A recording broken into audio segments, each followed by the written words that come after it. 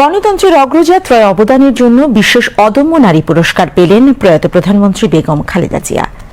এবছর বিভিন্ন ক্ষেত্রে সাফল্য অর্জনকারী আরও ৫ জন নারীকে শ্রেষ্ঠ অদম্য নারী পুরস্কার ২০২৬ প্রদান করা হয়।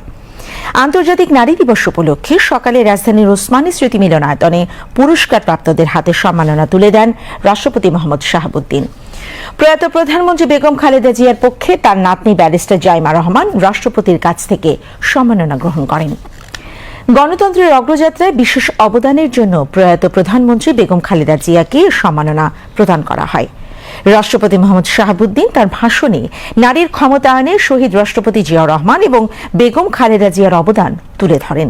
তিনি বলেন, আমাদের সমাজ ও অর্থনীতির অগ্রযাত্রায় নারীর অবদান অপরিসীম। দেশ ও জাতির অগ্রযাত্রায় নারী পুরুষ সবাইকে একসাথে কাজ করার আহ্বান জানান রাষ্ট্রপতি। বাংলাদেশের জনসংখ্যার অর্ধেকের বেশি নারী।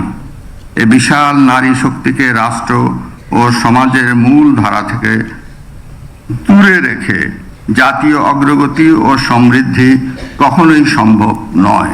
নারীর রাজনৈতিক ও অর্থনৈতিক ক্ষমতায়নের বিষয়টি গুরুত্ব দিয়ে স্বাধীনতার ঘোষক শহীদ রাষ্ট্রপতি জিয়াউর রহমান 1976 সালে রাষ্ট্রপতির সচিবালয়ে প্রথম নারী বিষয়ক দপ্তর প্রতিষ্ঠা করেন। পরে 1978 সালে গঠন করা হয় মহিলা বিষয়ক মন্ত্রণালয়। পরবর্তীতে বেগম খালেদা জিয়া এটিকে বর্তমান মহিলা ও শিশু বিষয়ক মন্ত্রণালয়ে রূপান্তর করেন। শহীদ রাষ্ট্রপতি জিয়াউর রহমান যে ভিত্তি স্থাপন করেছিলেন সেটিকে আরও শক্তিশালী ও সময় উপযোগী রূপ দেন দেশনেত্রী বেগম খালেদা জিয়া।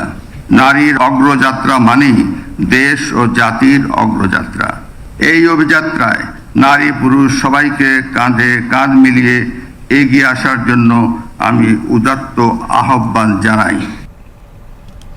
বিশেষ অতিথির বক্তৃতায় বিশিষ্ট চিকিৎসক ও সমাজকর্মী ডাক্তার জোবাইদা রহমান বলেন, শত অত্যাচার ও অবিচারের মধ্যে বেগম খালেদা জিয়া ছিলেন আপোষহীন ও অবিচল।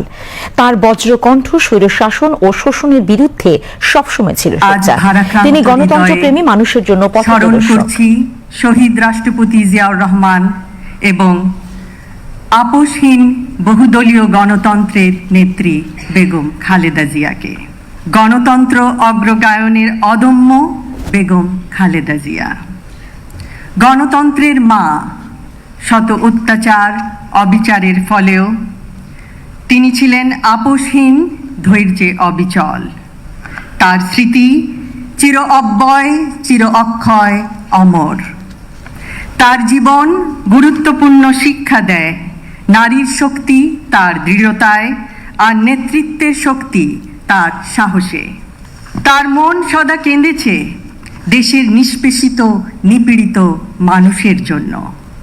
তার বজ্রকণ্ঠ সদা সোচ্চার হয়েছে স্বৈরশাসনের শোষণের বিরুদ্ধে।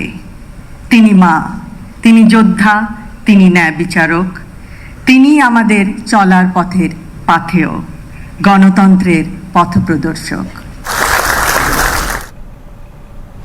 অনুষ্ঠানে মহিলা ও শিশু বিষয়ক মন্ত্রী এজেড.এম. জাহিদ হোসেন, প্রতিমন্ত্রী ফারজানা শারমিন, বাংলাদেশে ইউএনডিপির আবাসিক প্রতিনিধি স্টিফেন লিল্লার এবং মহিলা বিষয়ক অধিদপ্তরের মহাপরিচালক জিনা তারা বক্তব্য রাখেন। পুরস্কার প্রাপ্ত শ্রেষ্ঠ অদম্য নারীদের পক্ষ হতে ববিতা খাতুন নিজের অনুভূতি প্রকাশ করেন।